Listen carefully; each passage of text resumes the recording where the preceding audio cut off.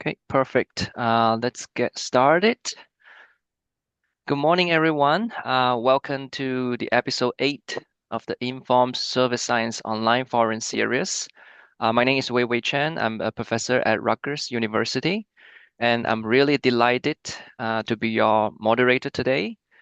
This series, the Informed Service Science Online Forum series, brings together thought leaders in service science area to explore cutting-edge research at the intersection of service science and emerging technologies. So today's topic is LLM alignment techniques, stochastic optimization in LLM post-training and reasoning.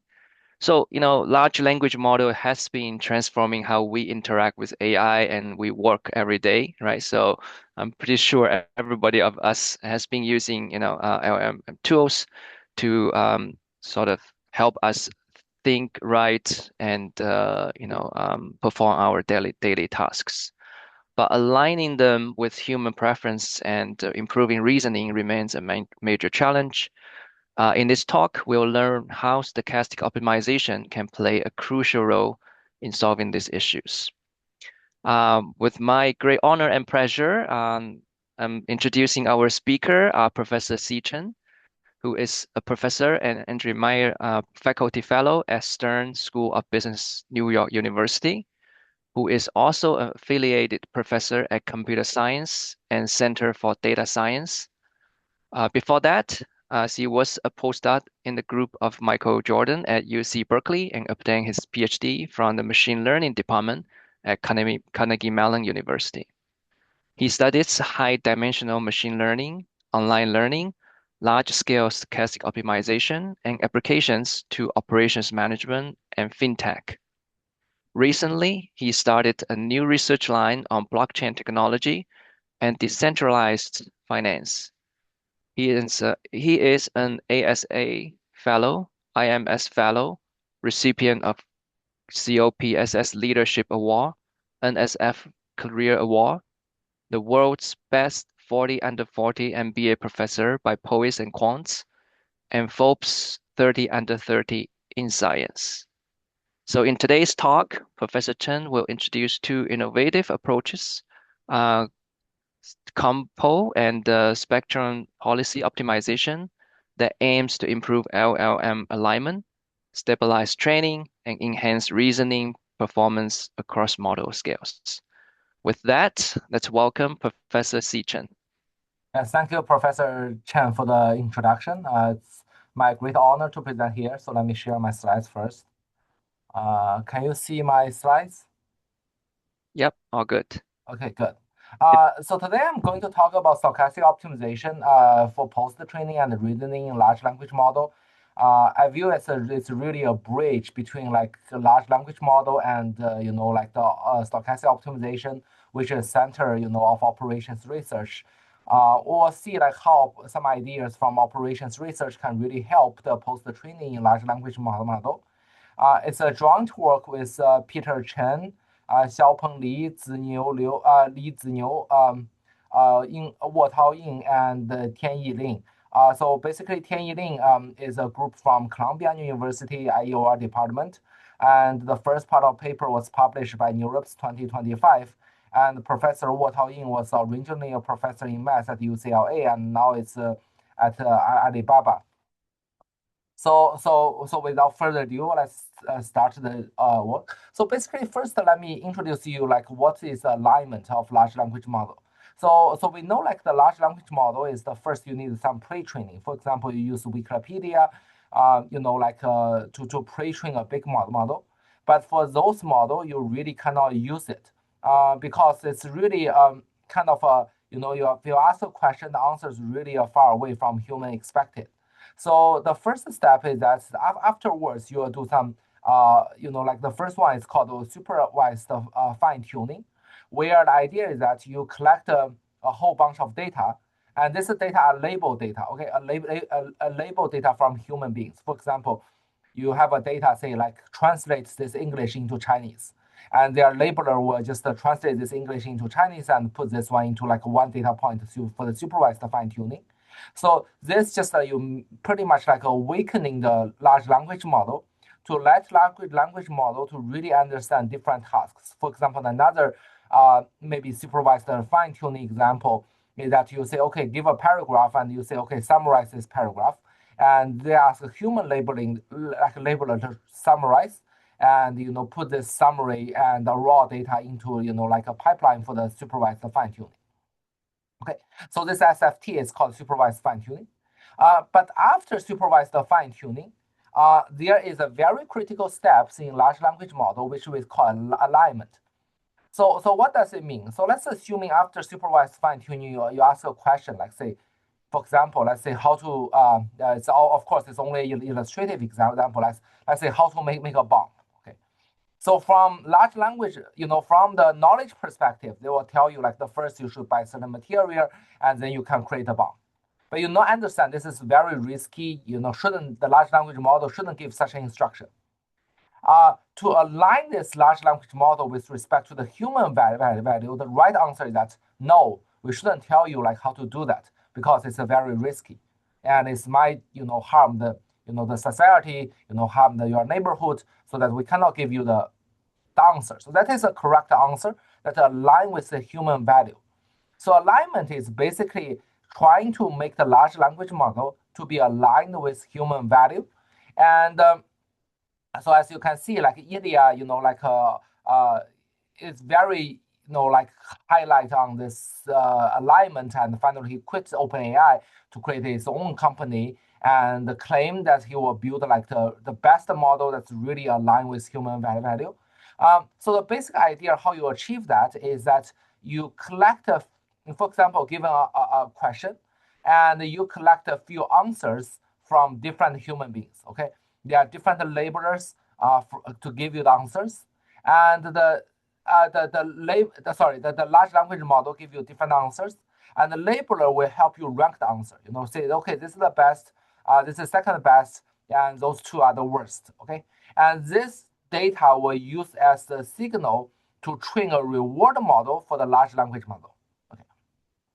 So this is actually called alignment, and this the labeler just give you like the ranking, like it's critically important, and many unicorns, like big companies, from Scale AI to Search AI to Merker to there's something called the Micron One. So there's many like great successful startups were based on like how to find the labeler to give like efficient ranking to like the different answers from like large language models. And so this is called like a alignment. And after alignment, they will train, like, for example, a reinforcement learning model, which we call the reinforcement learning from human feedback. Let me put a pointer.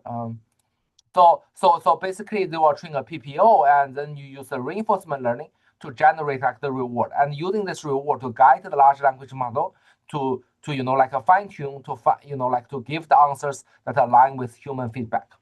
Okay.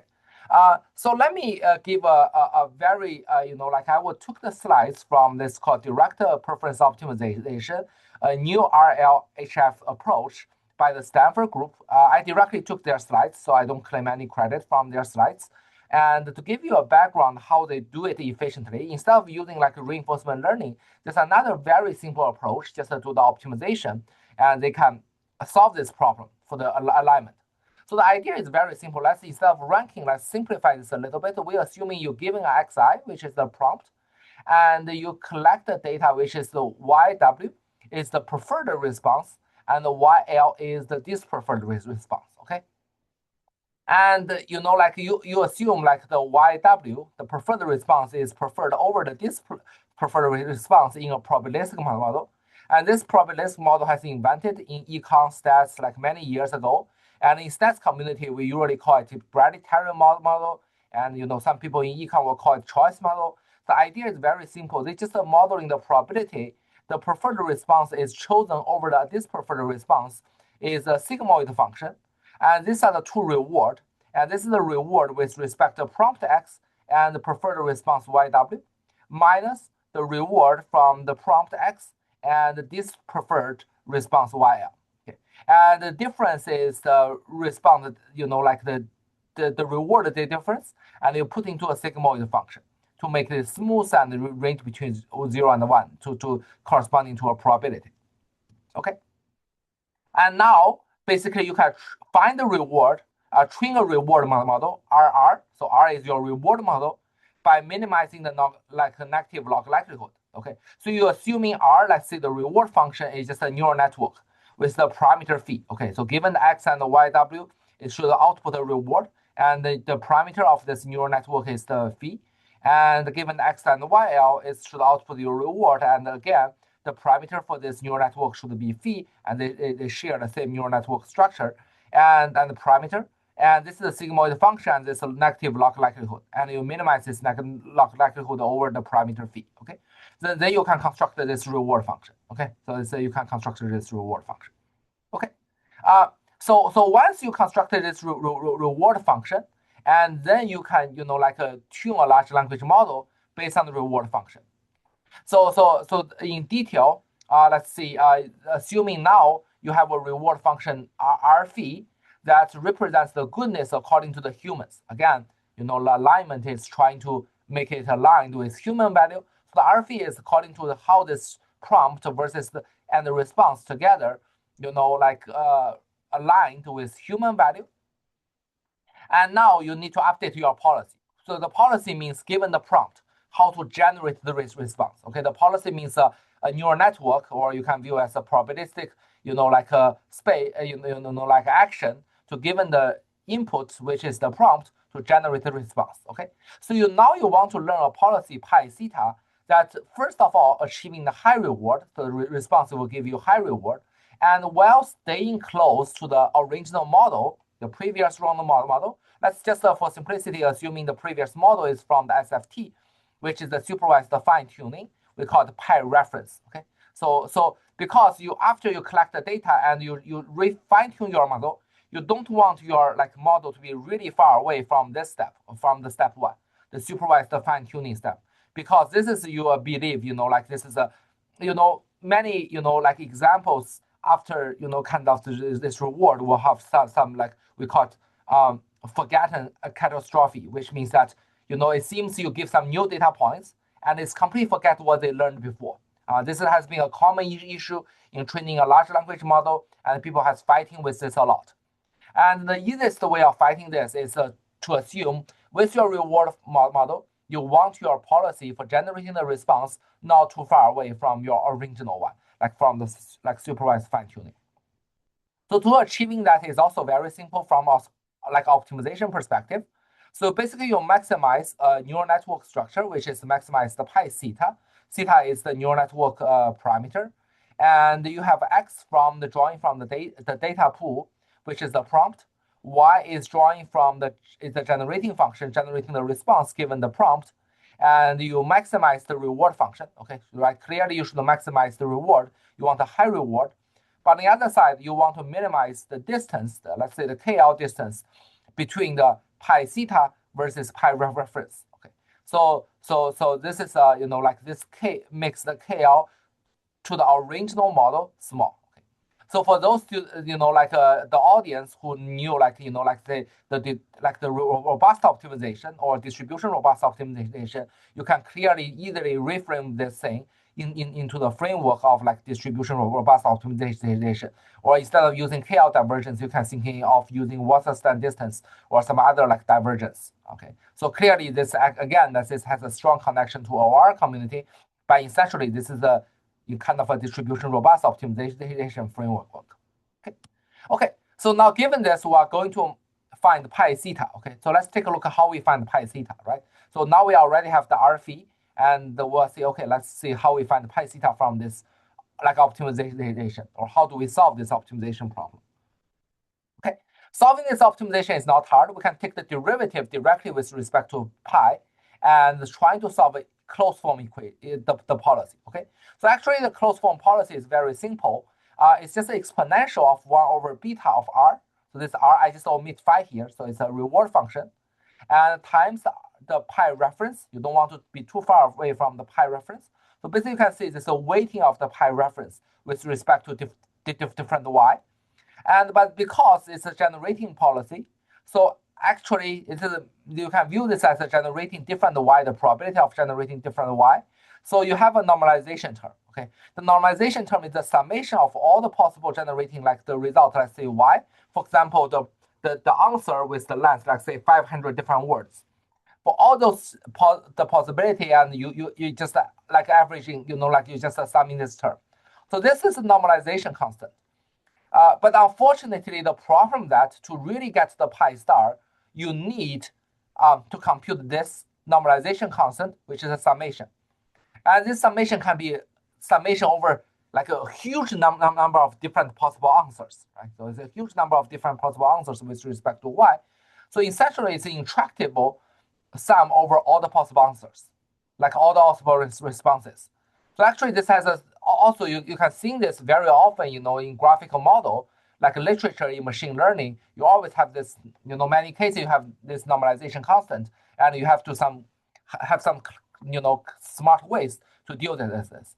So, for example, my post advisor Michael Jordan, one of his greatest contributions to he introduced like the variational inference to dealing with this hard, like like normalization constant.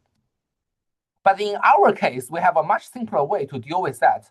If you look at this carefully and you do a little bit of arrangement, okay, you just solve this R, okay, you using this, of course, we are going to find this pi star, but let's just write this R of Rxy is the beta. So you basically you can do a little bit of rearrangement of the terms. You take the log on both sides and you do a little bit of rearrangement.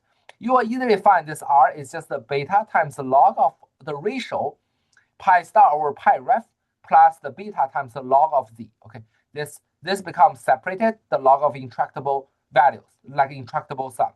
And this is usually called like log likelihood ratio. Okay, it's a log likelihood ratio. This has been widely, like used in statistics. From your like elementary statistics, like log likelihood ratio is very critical in almost hypothesis testing and many other use cases. Okay, and with this, you can have a very simple idea. So now we have you understand this reward function, okay, and we have expression of the R. Okay, we have expression of this R, and why don't we just plug in the R? So it's just plugging the R into the reward function, and now instead of optimizing R, we can directly optimizing this pi theta. Okay, so we avoid like two steps. So this is a paper from direct preference optimization. Your language model is security reward. It's a very famous paper by the Stanford group. There's many famous people there like Chris Manning, Chelsea Finn, like Stefano, and and their team, they propose this direct preference optimization. So the idea of their paper is that instead of optimizing this R, so they're directly optimizing with pi theta, okay? And they're plugging this R directly into the pi theta. So like you plug in this one, and you will get the reward of the preferred response and the reward of this preferred response. And now you just are trying to optimize with pi theta. Okay, you directly optimize the neural network and minimize this log likelihood. Okay, so this is a key idea of direct preference optimization. So until now, I all took the slides from this paper and slides from their group. We didn't introduce any new things, but I just want to give you like a very detailed overview, like step-by-step derivation, to give you like a background of large language model alignment and how do we do that using the direct preference optimization. Okay. Okay. So now if you look at this, so we are now going to like like what is the problem with the DPO? Empirically, we find there's a little bit issue when you really run it. So basically can view as the pi theta of generating the winning and losing responses given the prompt X. And this is the difference between the log likelihood of the winning and losing responses. So it's kind of a margin of the log loss, okay? And we really run the experiments. We find there's some, caveat here. So if under the current policy, pi theta, if the pi theta generating like YW and generating YL, so this is an unnormalized version, you can choose to normalize it at the end. But for this one, if the gap is very large, okay, gap is very large, and then you do the gradient descent, you will find the numerical large loss will lead to like a very effective descent direction. So it's give a very good descent on this objective function. But on the other side, if under this policy pi theta, the current value of pi theta on the positive response and negative response, they are very close. You do the gradient descent. This can give you a lot of instability in practice and can even harm your performance. So this motivates us to define what we call a noisy pair, which means under the pi theta, if the positive likelihood and negative, the probability, if their gap is sufficiently small, so which means that under the policy pi theta, we really cannot distinguish the positive number YW and the negative response YL, and then we call it a noisy pair, as we can consider it's a very natural way, okay? But if you think a little bit about this, should we discard the noisy pairs, get rid of them from the training samples? Probably not, because these noisy pairs are only noisy under the current policy pi theta.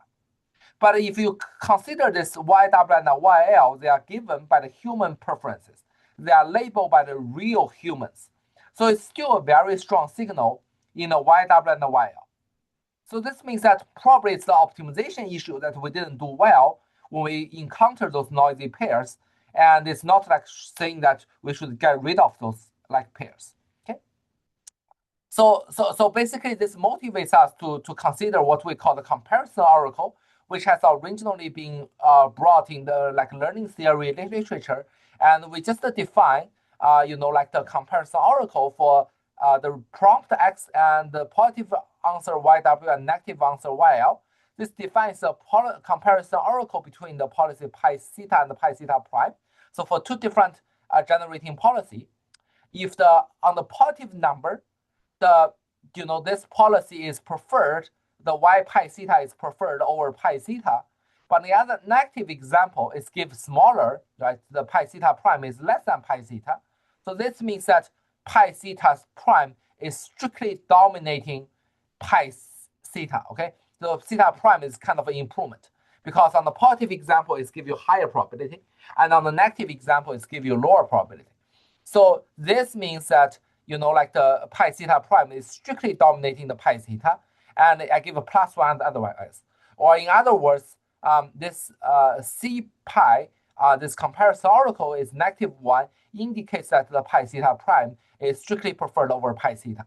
Okay, so this gives you example. For example, pi theta prime on the positive example is -1, 110, but on this pi theta is -1, 210. On the other side, for the negative example, it's -130. It's smaller than the pi theta, like YLX is -1, 2, 2. So this is a bigger and it's smaller. So this means that in this case, like if this holds for any like these pairs, so this means pi theta prime is strictly dominating like pi theta. So the question is that how do we find the policy pi theta based on this comparison oracle, and this gives you strictly improvement. Okay, so here we want to use some, like using this framework to find like an improvement. This is the optimization technique. So to solve this, actually, we noticed like our collaborator of this paper, Professor Ying Tao Wo, Tao Ying, actually he proposed this very, like an elegant paper called 1-bit comparison-based gradient estimator. Okay, and he and his team. So the idea, as I mentioned, is I just briefly highlight some key ideas from this paper that we used. And for those who are more interested in this paper, you should go into the details of this paper. So we consider comparison oracle, and we're using the definition of like Jamison from like 2012. So basically, for a function f, so you can view as an objective function, and the CF give you the sign of fy minus fx. Okay, so this gives you the comparison oracle, and f is some preference function, and the g is the gradient of fx.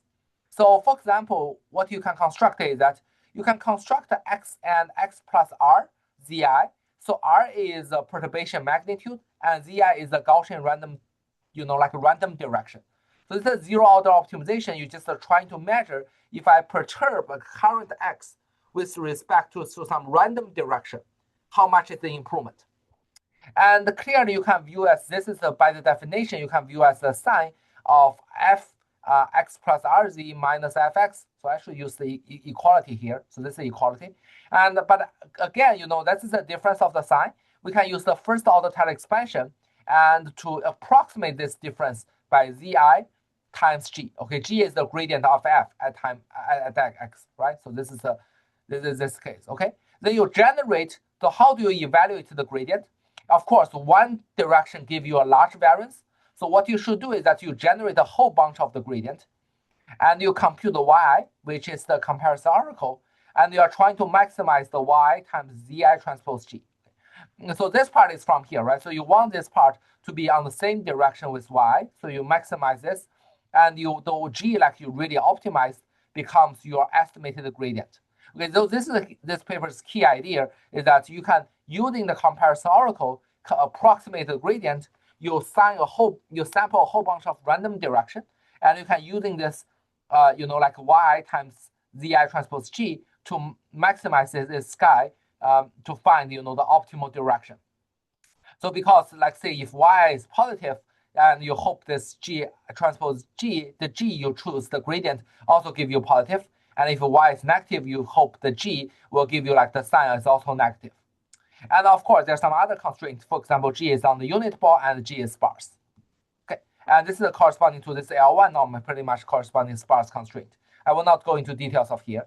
Okay, so basically using the paper by Tao Ying, so the earlier paper. So what the idea is that you really can do is very simple. You have an initial parameter, you have some other parameters, and you sample like different directions from unit sphere.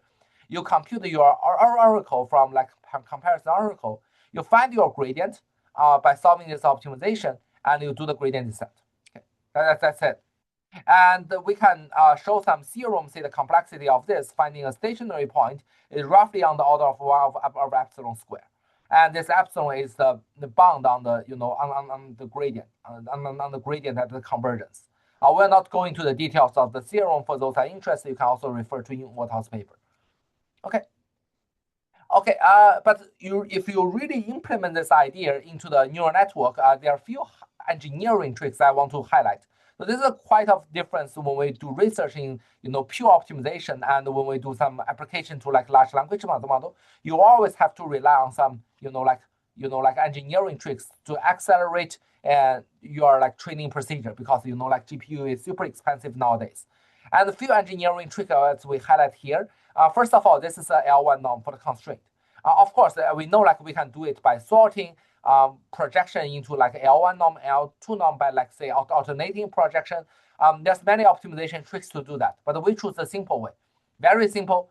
You just ignore this first order, like the L1 norm constraint, and this is the closed form solution if you only have the L2, right? So you basically have this guy and you overlay over its norm. And we do a simple what we call the gradient clipping, which you have the threshold of smaller value of the g hat into 0. Okay, you just say, okay, if the g hat is smaller than some threshold, you just truncate to 0. So that can make the g hat to be sparse. The first trick. Okay, the second trick is that for this, we really cannot run the gradient on the whole neural network, on the entire neural network. Very time consuming. You have to do the back propagation. So that's we only conduct a gradient on the estimated gradient comparison oracle for the output layer. Okay, so we only modify the neural network for the last layer. It makes our life much better. And the third is that we still separate, as remember, we talk about like noisy pairs and the non-noisy pairs. We still do the DPO clean, which means that we do the original like DPO by solving this optimization, So this optimization by gradient descent approach, just by the simple gradient descent, for the non-noisy pairs, which means on the current pi theta, the gap between YW and YL is sufficiently large. Then we compute the gradient descent on the noisy pairs based on the comparison to obtain a pi clean. Okay, so we separate two steps. On the non-noisy pairs, we still do the original optimization, and on the noisy pairs, that we do the do this kind of zero order optimization for the pi clean. Okay, so if I summarize, it's pretty much like this. Like I separate the parameter of the neural network into the previous layer and the last layer. And the last layer we call the theta O, which means the theta output. And you again sample the IID samples from the unit sphere. Each time you compute the comparison oracle by keeping all the previous layers not changed, and you only perturb the last output layer. Okay, the previous layer parameter not changed, and you only perturb the parameter for the last layer. And you compute the gradient. Okay, so let's compute the gradient. And you clip the gradient by zeroing out those entrants whose magnitude, the absolute value, is less than some pre-specified parameter. And you do the gradient descent step if there's enough like negative answers, okay, enough negative responses. Otherwise, you keep the same. So this gives you sufficiently decreasing in the gradient step. Okay, so I give you some like an empirical result. So this is on the DPO, and this is DPO clean, which means only on the non-noisy pairs. And this is using the DPO clean plus our approach, which is called ComPO, comparison PO, like policy optimization. This is on some like a Mistral 7 billion, Llama 8 billion benchmark data set on some like public data called a PACA evaluation, arena, hard, and MT bench. And we compare the LC, which is the lens controlled win rate, and the WR, which is the win rate. So clearly, you see in many cases, our approach give like like some significant improvement. For example, on this case, you improve from 9.7 to 11.66, and for some other cases, like it's improved more or less. And we just also want to mention that we have this ComPO is not only can be combined with the DPO, it's more like a plug-in or like a post-processing step that's combined with any kind of variance of like DPO. So for example, this simple PO is a very famous paper by Danqi Chen's group from Princeton University. So basically instead of DPO, so what they did is that they get rid of the pi reference. Instead of they directly control the response length. Okay, so they get rid of the pi reference, and instead of they control the response length of YW and YL. And so clearly for this, you still have like some noisy pairs, which makes the optimization really hard, give a lot of instability, and we can put those noisy pairs into like ComPO. And clearly you can see from most cases, we also have some improvement over like simple PO. So this means that this idea is not only applied for DPO, but this can be like kind of a plugin, can plug into any kind of a variance of DPO. So later on, if any like improvement method occurs for those noisy pairs, we can still use our ComPO approach. Okay, so this concludes the first part of the talk, which I highlight, even for the large language model research, some optimization techniques are quite useful and can improve like large language model post training. Any questions? So far, so good. Okay, so I'll continue the second part. Second part, I will make the second part, even easier with less math and just more like intuitive. So actually, from the DeepSeek of the beginning of this year, everybody hear about that. The really, like a wonderful thing is that they're showing the power of the reasoning in large language model, and it's give you like the step-by-step reasoning. Probably the GPT or like cloud, they also do the reasoning, but they didn't show you. And nowadays they decide to show you. But the DeepSeek, probably to the best of my knowledge, is one of the early pioneers to show you like the reasoning step. So I give like what is the reasoning step. I give you a simple example. Let's try to see compare which number is larger, 9.8 and 9.11. You saw this is a very simple question. Even like a second or third grade of elementary school students can do that. But unfortunately, like a few years ago, even for ChatGPT in 2022, this is considered as a very hard question. And ChatGPT, or the original version in 2022, can still make a mistake on those questions. And the way that you to reduce those errors, the way that you should guide them step by step, and this is what we call the reasoning. The first step, let's say, is that you identify the numbers to compare. You understand what the question asks you. Let's say identify numbers to compare 9.8 and 9.11. And the second reasoning step is that let's compare the whole number, which are both 9, they are equal. Then we compare the decimal parts. And 0.8 is greater than 0.11 because this 8 is 11. And finally, you conclude that 9.8 is larger than 9.11. Okay, it's pretty much like you teach elementary school students how to solve this problem. You go step by step. And this is a paper. This is a like a result taken from DeepSeek R1, which we call the incentivized reasoning capability of LLM in reinforcement learning. And it's showing you an example of very interesting, we call the aha moments, which means that they are trying to solve this equation. You can see square root of a minus square root of a plus x is x, and they do this derivation. They take the square, And they say, okay, wait, there's a aha moment I can flag here. Okay, then you revalidate the step and make the maybe the answers much simpler. So this aha moment is something like they can discover in the reasoning steps. Okay. So how the DeepSeek doing the reasoning, they use this thing called group relative policy optimization, GRPO. And if you want to learn more of this, you just can look at this paper called DeepSeek Math, Push the Limits of Mathematical Reasoning in Open Language Models. So the idea is very simple. You have a prompt queue, and you use the prompt to generate like a OG, like 8 answers. Actually, these are 8 answers. And you have a reward model as we introduced before. You have a reward model.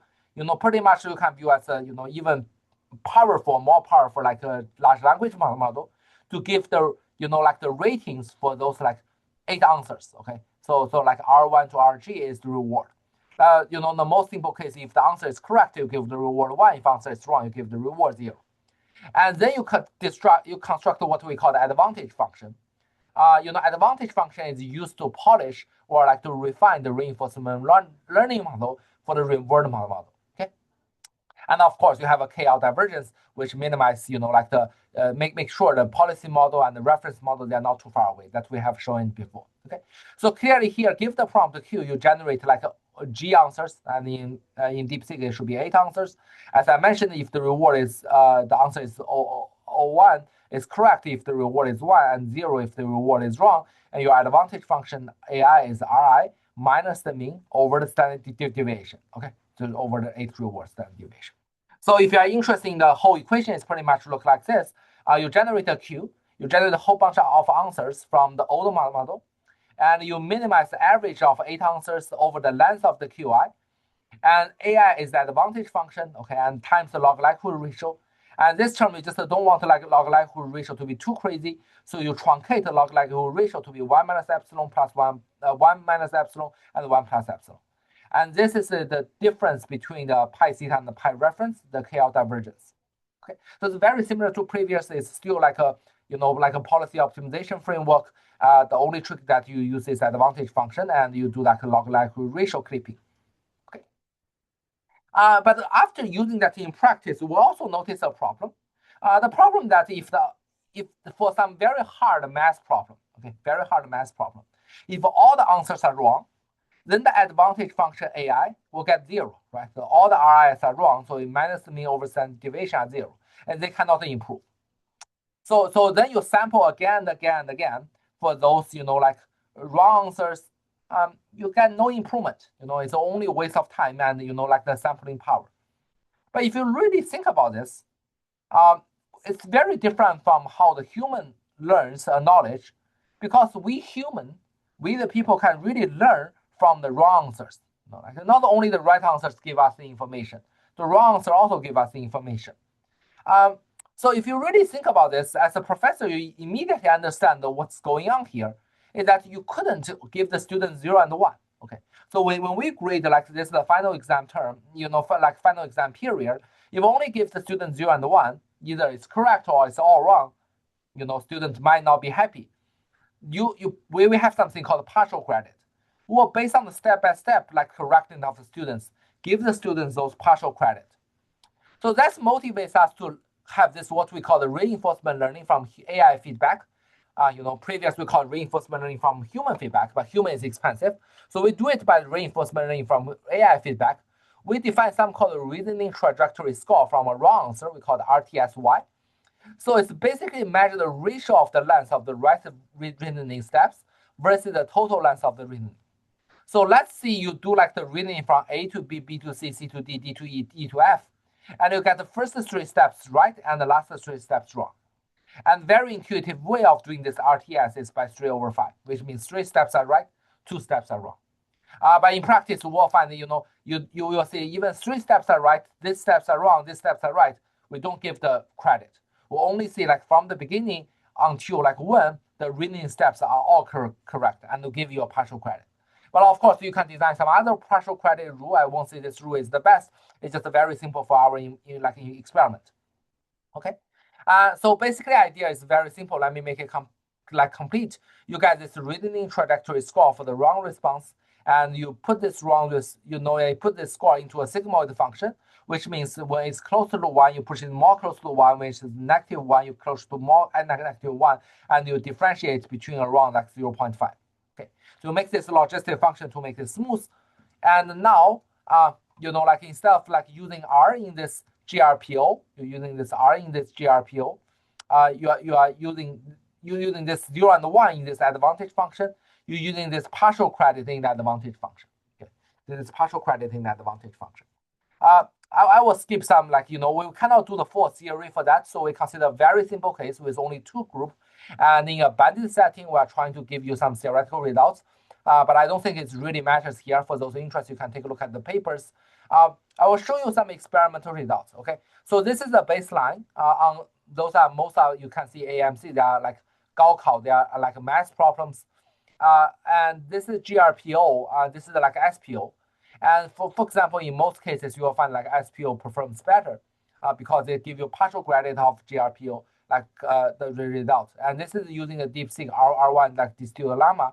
And we also try some larger examples using like Qingwen 2.5, 14 billion, and Qingwen 2.5, 32 billion. And you can see in most cases, still like SPO give you better results. On the overall average, SPO always outperforms.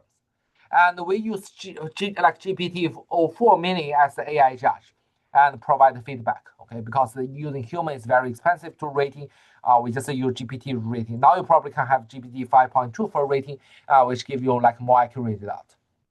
Okay, I think this pretty much like conclude my talk.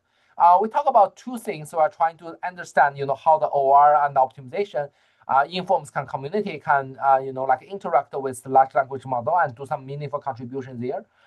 The first paper we talk about is improving the post-training by zero-order optimization. And the paper is here, and this paper published in Europe's 2025, like in Europe's just, what was, what was just like 2 weeks ago.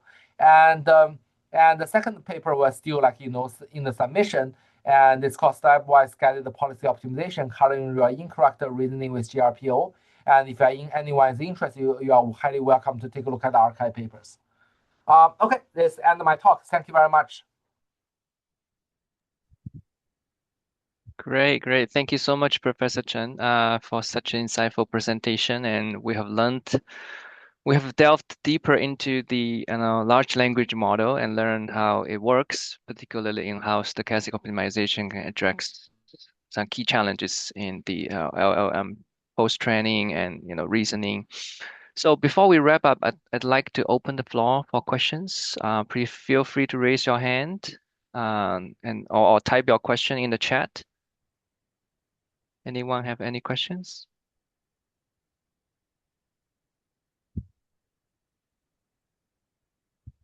All right, this is a very quiet group.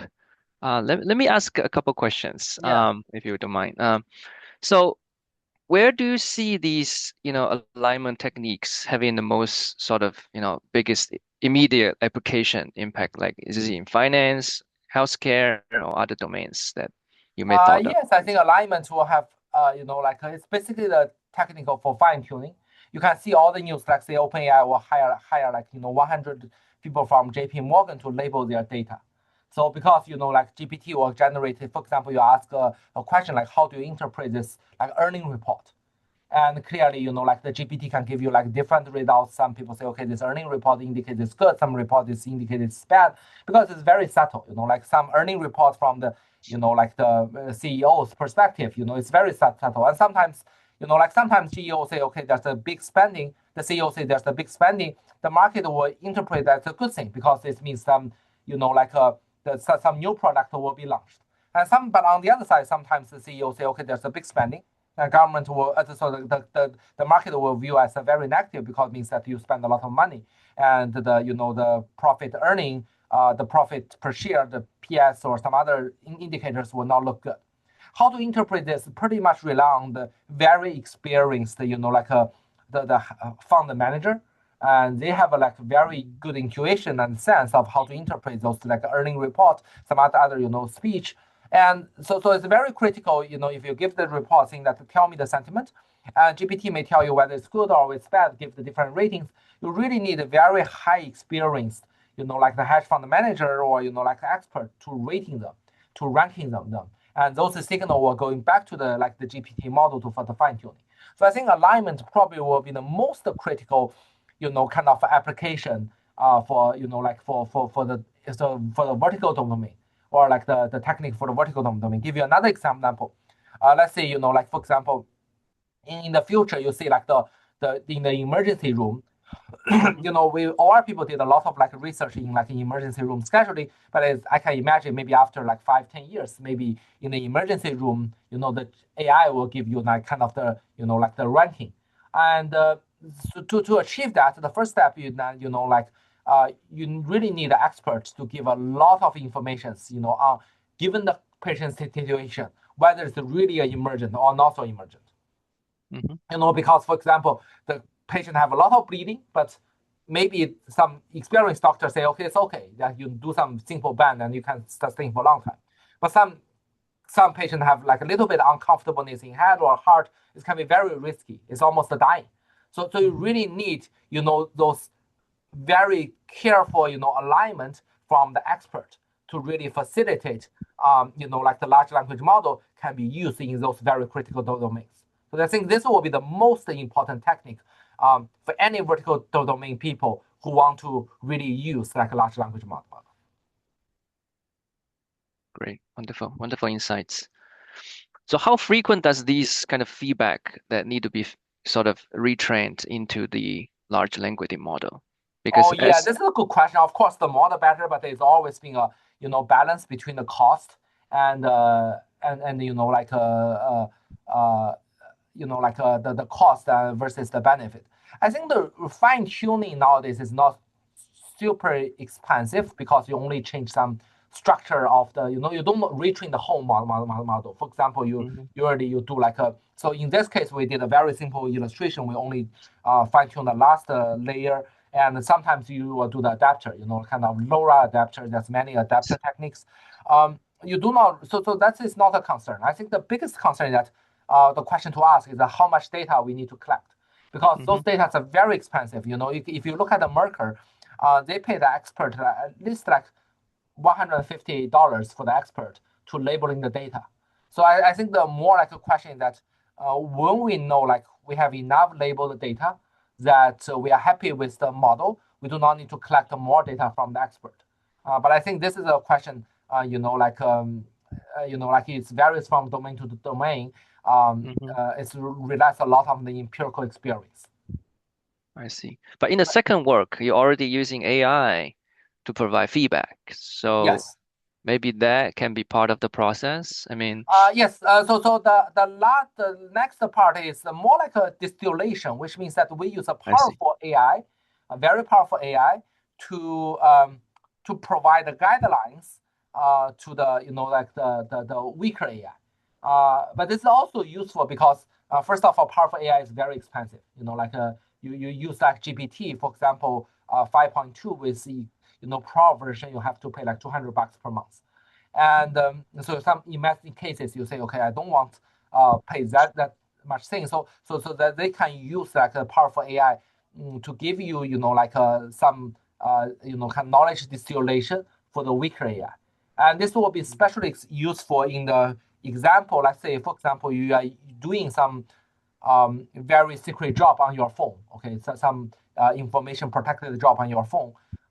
So you want to deploy a small model on your phone to deal with like your private data. So for example, your ID, your what you like, what you eat, what advertisement you watch, what your password. You probably want those for those large language models. It probably only can have like a few billion parameters. And this is critically like you use a large language model, like a very powerful language model offline to like a guide to improve this like smaller models on the device side. Gotcha. I see. So it's mimicking the human learning process. Exactly. Okay. Any questions from the audience? Maybe I can I ask one more technical Yeah. question? So Yeah. I know this stochastic optimization, policy optimization sometimes run into this scalability issue, right? Yes. So, but the models that we are talking about is huge. So, do you experience or did you experience any sort of different performance or diminishing returns for these methods when the model size scales up? Yeah. It's a very good question. Yes, I think that's the reason why we feel like like separating the noisy pairs and non-noisy pairs. I won't say it won't say completely eliminate the instability issue, but from our practical experience, like those noisy pairs can create a more trouble in the stability issue. So that's the reason why we propose this ComPO. We separate into like non-noisy pairs, do the just regular gradient descent, and noisy pairs we do zero order optimization. This partially solve like like instability issues, especially for large models. And like I believe many other like optimization techniques could be explored and it will be very useful to improve the stability issue and reduce the training cost for large language models. This is, I think, one of the area like suitable for OR people to explore. Gotcha, gotcha. I see in the audience, Ziyu Xiong asked a very interesting question. So he or she has a question regarding the theoretical assumptions in the first paper. So, theorem 3.1 relies heavily on the sparsity assumption. Is Mhm. there empirical evidence that LLM alignment gradients are inherently sparse? If the reward landscape turned out to be dense, does the sort of O-bound collapse leading to convergence Yeah, failure? it's a good question. I do not find, like the LLM alignment gradients must be sparse. But again, like because there's, for the large language model, you can always impose sparsity in several ways. For example, many people put L1 regularization is essentially making it sparse. Dropout is another way of making sparse, but of course, it's not really sparse. It's a different iterations. It's correspond to different dropout. And also the range, like a mixture of models is only activates part of it. It's kind of viewed as another sparsity. So I think the large language model is very large and like people more or less impose some sparsity. And here we took the sparsity because like in the Watao paper for this comparison article, that paper needs sparsity to construct like a meaningful convergence result. So that's we directly adopt from their paper. Whether the reward landscape is truly need to be dense or sparse, I think it's something like we can explore a little bit further. Great, great. Excellent question. Any other questions? So see, what's the next big challenge in LLM area that you are excited I about? think there's a lot of challenges. Like the reasoning is, uh, far from ready yet. There's a lot of like reasoning, how to make the accurate reasoning, and and there's and also uh, DPO is pretty good, but still like reinforcement learning is very, um, very popular. So I think we should definitely explore like how the reinforcement learning can improve the alignment, improve many things. This part I'm also very excited because like the OR kind of background, we did a lot of like reinforcement learning, like the Markov decision process type of research. I believe there are some tools can use to improve like the post training in the large language model. But of course, because we don't have enough resources doing pre-training, you probably have to go to a GP, like going to OpenAI to do that. You cannot do it really in the university. True, that's true. Wonderful. If there's no other questions, so thank you so much. Thank you, Professor Thank you, Chen, everyone. for delivering such an insightful presentation. And this is really great work. Thank you so And much. we will share the recording on the website and on Yeah, our Service Science YouTube channel. yeah. And thank you for being part of the Service Science Online Forum. And stay tuned for the next episode. Thank you so much, And Professor happy Chen. holiday. Happy Happy holidays. holidays. Thank you. Okay. Okay. Bye, Bye everyone. bye.